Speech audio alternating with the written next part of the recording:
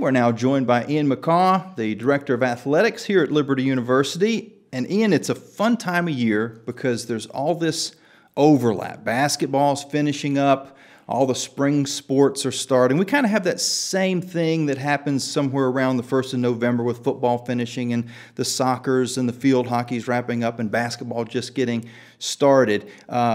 Very great for the fans. Probably a little bit of a stretch on your staff, though. It is, Jamie, very much so. And this is a time you really appreciate your staff because I know this past weekend we were juggling softball tournaments and men's and women's basketball and just a variety of different lacrosse. We had a lot of different events going on, but our staff does a great job with it. But if you're a Liberty athletics fan, this is a great time of year. A lot of things to be excited about. If you're a fan of sports in general, I know I can't stay away from ESPN Plus every night, and I'm watching. Now it's getting to the point where you're going to start watching tournaments from other conferences. Of course, the ASUN tournament's already underway, but you look at hockey and NBA and now the XFL and USFL and all these things that are happening. There's so much competition for the airwaves because all this is on ESPN Plus, and I know there's other services too. So it's kind of tough to kind of grab that niche, but there's nothing like college basketball this time of year.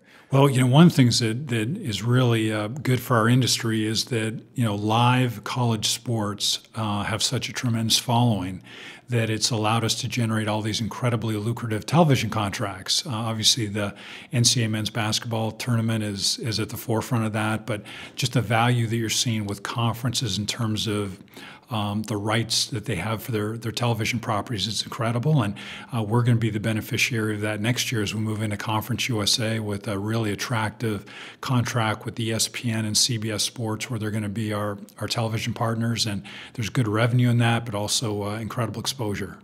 Now, you bring up a good little transition. Conference realignment has changed a lot of things, and media rights go hand in hand with that as far as teams moving conferences because of wanting a bigger slice of a bigger pie. Is it done? Is it over? Still hearing rumors about Oregon and Washington, and I'm sure it goes well beyond that. But are we getting close to the dust settling? Yeah, I think conference realignment's a topic that's gone on for many years, will continue for many years in the future. And really what's changed is just the valuation of television rights. And, that was a big part of why USC and UCLA, who geographically don't make any sense, joined the Big Ten. But the television value of those two properties added to what the Big Ten already has caused that set of dominoes to fall. So we're going to need to continue to be mindful of that. But again, I think it's going to present some good opportunities for Liberty as we look to the future. I don't want to get ahead of ourselves because we haven't even gotten into Conference USA yet. But I'm sure well, maybe you don't. Maybe you don't go to the message boards. Hopefully you don't spend too much time there because there's some pretty crazy ideas. But there's folks that from the minute we decided that we were going to go from independent to a conference, that there were people that were saying, oh, that's a terrible idea. And there were others that were saying, oh, you should have held out until you got an invitation to the ACC or the SEC, just these, moonshot kind of concepts too. As the director of athletics, how do you kind of sort those people out when they eventually get to you and they ask those questions of you? Yeah, we obviously have to look out for what's best for our athletic program, and where we are at this exact moment is we're an independent football program playing in the ASUN conference, and so the opportunity we had to join an FBS conference for the first time, and that's been an aspiration here at Liberty for decades, was just a tremendous opportunity, one that we couldn't pass up. So this move into Conference USA is something we're very excited about, and I think it's going to be a great home for us. It's going to be great television exposure, enhanced revenue, great competitive level for us, and I think our teams are really going to thrive. And we certainly also recognize that because of our facilities, because of the size of Liberty as a university, we've got upward potential, and I think our long-term opportunities are going to continue to be really attractive. One of the things that you kind of alluded to there was the television exposure. Part of that on the football side of things are those midweek games that were announced. And from a television viewer, very exciting. how do you keep that excitement of the folks all around the country that are watching it on TV? How do you kind of rein that in to the same excitement to get people into the stadium? Yeah, the midweek games are going to probably be the most watched Liberty football games ever, because those games really rate well midweek. And when you're playing a Saturday, there's 100 games being played, and you get washed away with Alabama and LSU and Notre Dame and Michigan. But when you play on Tuesday night or you play on Thursday night, you may be the only game that night, or you may be one of two games that night. And so anyone who's interested in watching college football, which is immensely popular, is going to tune into your game. So you get a huge win from a television rating standpoint.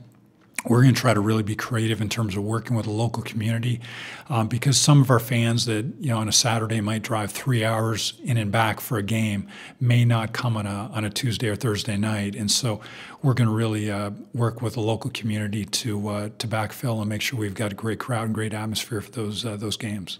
And the timing of the games earlier in the season than what we see with the MAC games, where everybody goes, oh, it's 20 degrees out there, everybody looks like they're freezing. These games should be in better weather. Yeah, I think a couple things that we have going for us that the MAC doesn't is sometimes those MAC games you tune them in, and it's 3 and 7 playing at 2 and 8 in November, and it's 15 degrees and snowing, and you put that set of factors together, it's not very desirable. Well, we're going to be playing games in October in the heat of the conference race. Beautiful weather in Virginia that time of year, and some compelling matchups. So what we think it's going to be, it's going to work out really well for us, and we're already making plans. As Conference USA kind of begins, Conference USA has been around forever, but as far as this new iteration of Conference USA begins, the rivalries aren't quite there yet. You can't really force feed rivalries, can you? I mean, is there a way that is there ever a conversation between two ADs that go, you know what, geographically, we should try to kind of cultivate this? Yeah, I think we're, you really don't. Rivalries spring up naturally, I think. And, I think as we look at moving into Conference USA next year, I think there are a couple programs that are going to be really competitive that we're going to go toe-to-toe with right off the bat. Very impressed with Western Kentucky with what they've done from a football standpoint, perennially very strong in basketball as well. I think that's a program we're going to want to measure ourselves by as we step in the conference. Middle Tennessee's got some good athletic programs really across the board. There's in different sports it varies a little bit, but our hope is that as we move in year one, we're going to be competing for championships across the board. And I think there's some programs where that's realistic. Others may take us a little bit of time to get there. But, we've established ourselves as a very successful program, the ASUN, and we're hoping to carry that success forward. Now, there's some programs that will not actually be in Conference USA. Any update as far as where those programs are going to land? There are. There's several. So field hockey has been really well established in the Big East for over a decade, and advanced to the national championship and won back-to-back Big East championships. So they'll remain in that conference. Women's lacrosse will remain in the ASUN as an affiliate member. And swimming, of course, is in the CCSA. So men's soccer, we're very close to making an announcement there. We have a home for them also. So anyway, we're looking forward to having all of our teams competing for conference championships, and with that, having NCAA postseason access. And really excited to be able to do that for all 20 of our sports. Speaking of conference championships, a unique aspect of the ASUN, I shouldn't say unique, there's other conferences that do this, the home court advantage. The higher seed's always going to host in the basketball tournaments. At least historically, Conference USA has gone with more of a neutral site, and even a double neutral site where you have both men and women playing at the same facility. I believe it was the Star in Dallas most recently. Any idea of what direction Conference USA 2.0 is going to go? Yeah, Jimmy, I really like what we do in the ASUN in terms of the home sites. So if you ask me personally what I enjoy, I like the fact that both our men's and women's basketball teams have been able to earn hosting in quarterfinals, hopefully semifinals if they advance, and possibly a championship depending on how things play out in the tournament. And they both had great regular seasons and are both really deserving to have home court in a tournament. So I like that format the best. The Conference USA is going to go to a destination location for both the men's and women's tournament, one location for both. And that'll probably be announced sometime this spring. Do you think the conference is settled in at 10, or is there still thoughts of going beyond that? Yeah, I think we feel really good about the group of 10. I think Kennesaw was a really nice addition to take that 10th spot. It's a great market, Rising Athletic program. We already have a rivalry with them, so we like that number. We like the membership at 10 right now. I think we're in a position right now where we could be very selective, and if someone comes along that we feel adds value, we can consider them. But there's not a need to go beyond 10. I think that's a good number. It gives you with the double round robin, 18 basketball games, which is a good number. We'll play 8 conference football games, so we'll skip one school each year in football. But I really like the makeup of the conference as it sits right now. Does how the dominoes of expansion and other conferences factor in, I'm sure, a little bit as well? It could, and certainly if there's some seismic movement out west with the Pac-12 and the Mountain West, there could certainly be an impact that could create. And so that's one of the things you never get. You never get too comfortable in an athletic director chair. You're always trying to figure out what's going to happen next and how that impacts your program and how to position your program for success in the future.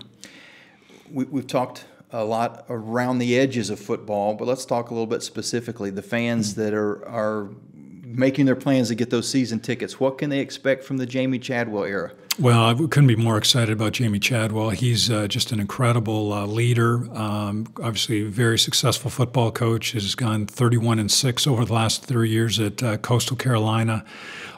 He's somebody who really fits Liberty's mission well. He really embodies what we stand for in training champions for Christ, and I think he's going to have a lot of success here. But year one, it's going to be new for him. It's new for the players. There's new systems, and we'll see how things start off. But I think the Jamie Chadwell era is going to be one that will be filled with a lot of success and fun football. It will, very entertaining football, and the spread option he runs is very unique. It's hard to prepare for, and it's an exciting brand of football where just depending on the game, they could run for 400 yards, they could pass for 400 yards. Probably won't do both, but it's a very exciting offense, and we have a lot of returners back on defense, so it should be an exciting team. That transitions well. I had this idea on the way to see you today of, let me find a random student and say, if you had a chance to ask the AD a question, what question would you ask? And this kind of correlates with what you were just talking about. Logan had this question. He said, what is a realistic time frame for making the expanded college football playoff? Yeah, great question. It won't happen for this season for 23. I think it's possible it could happen for 24. I would be surprised if it doesn't happen by 25. So I think somewhere in that 24-25 range is when the playoff will expand, and I do think it'll go to 12. I know there's some advocates for 16. I would be in that camp as well, but I think we'll see a 12-team college football playoff in either 2024 or 2025. Is there any reason to think that as soon as 24, 25, whenever it starts, that Liberty could be in the mix? Well, that's our goal. Our goal is to be part of that as a top group of 5 team, and we think we can do that. And again, everything we're doing is building towards compete for a Conference USA championship, and that puts you in position to be a top group of 5 program and have access to the CFP. And it doesn't seem like it's going to happen, but if it were to happen in a 16-team format, would that increase the number of group of 5? It could potentially do that. Again, seems like 12's the number that most favor right now. But yes, anytime there's more, that gives greater access to the group of 5 schools. Okay. Well, having said that, the conversations about expanding every NCAA tournament has been on the table, and it's going to be kind of sport by sport, that decision? Yeah, the NCAA championships group is taking a look at that with the different sport governing bodies right now, and a lot of discussion about it. Where it lands, we'll see. Right now, most NCAA championships have approximately 20% of the schools that compete in the sport have access to the postseason tournament or championship. So there's some thinking that maybe that number should change a little bit, and there could be some growth. Obviously, most of the discussion's been around the basketball tournaments. Should they go to 96 or some number closer to that? And we'll see where it ends up. I'm all for student athletes having postseason opportunities, and I think those are some of the most memorable times of a student athlete's career. So we'd certainly be supportive of that. As I go around the country and talk to people, the first thing that they always say when you bring up liberty, well, assuming they don't have these political biases, but the first thing that they always say is, you guys have some unbelievable facilities, and it's just getting better. It is, yeah, and obviously we've added some recently, Jamie, with the new Liberty Multipurpose Center. It's been a great addition. A number of our sports have utilized that during inclement weather, so it's been a positive. We have a couple other projects we're working on right now to enhance the golf practice facility. That's underway right now. We're just starting a project at East Campus that'll help field hockey and lacrosse. So that's one of the great things about Liberty we continue to build. And, of course, the Jerry Falwell Center is going to be a great addition to our campus as well. But it is spectacular, and that's one of the things we really work on in recruiting is to get prospects and their family on campus, because we just have such a spectacular campus. Once they come and they see what we have and they meet our people, there's no place like Liberty. Is there any any group of five that can compete? Yeah, I don't think any group of five schools have superior facilities. There's certainly some that have some really nice facilities as well, but I think we're in a great spot in the group of five marketplace in terms of what we have to offer. I think there's probably a few Power 5 schools that would be willing to make the trade too, but I may be a little biased. We talk about the expansion of facilities on campus. Any thought of adding sports in the future? We're really in a good spot right now. We have a Title IX consultant that comes in every other year to evaluate our program, and we're right on the mark in terms of our enrollment numbers, which are 55% female, 45% male. We mirror that with our student athlete population, and it's required that you're in 1%, and so we're within that 1%. So if we added men's sport, we need to add a women's sport and vice versa. So we'd really need to look at multiples, and I'd rather invest the resources that we have into being excellent rather than have more programs and just be very good.